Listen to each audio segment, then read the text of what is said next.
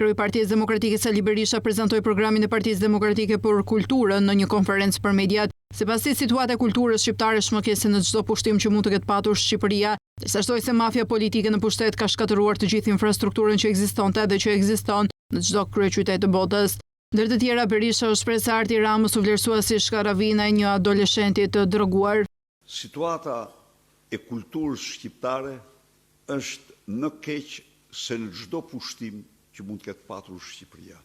Në mafia politike në pushtet, për arsye mafioze dhe antishqiptare, ka shkatruar të gjithë infrastrukturën që ekzistonte dhe që ekziston në çdo kryeqytet të botës për artin dhe kulturën, përveç teatrit, të operës dhe baletit. Për kulturën është buxheti më qesharak. Mos harroni se në aktin e parë, pasi mori kryeministrin, ai u paraqit në Bienalen e Venecias, duke shfrytzuar postin, dhe aty mori damken nga kritik të shquar të artit, vlerësimin si zgaravina të një adoleshenti të droguar.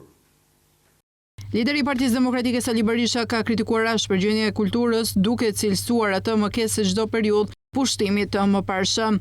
Ndër të tjera, Berisha u shpreh se me ardhjen në pushtet të Partisë Demokratike do të bëhet gjithçka për kulturën dhe do të ketë fonde të posaçme për të. Kultura do ketë ministrinë e vet. Kultura është në gjendje, e imagjinoni vetë ju, një ministre antikulture që bën betejë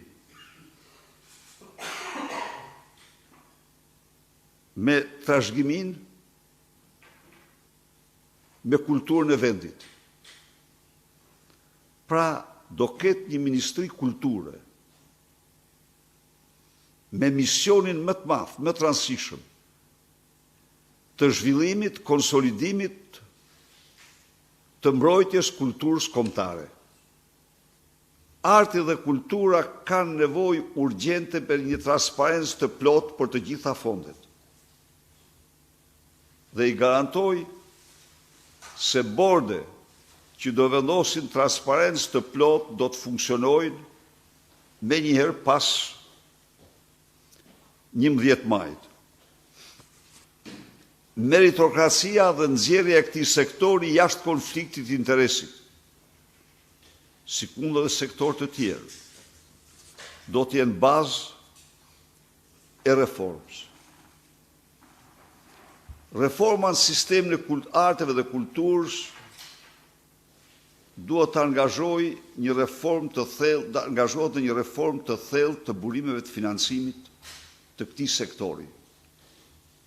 Sa i përket teatrit kombëtar, Berisha tha se do ndërtojë siç ishte. Ai paralajmëroi sipërmarrësin se po shkel ligjet dhe vendimet e gjykatës kushtetuese.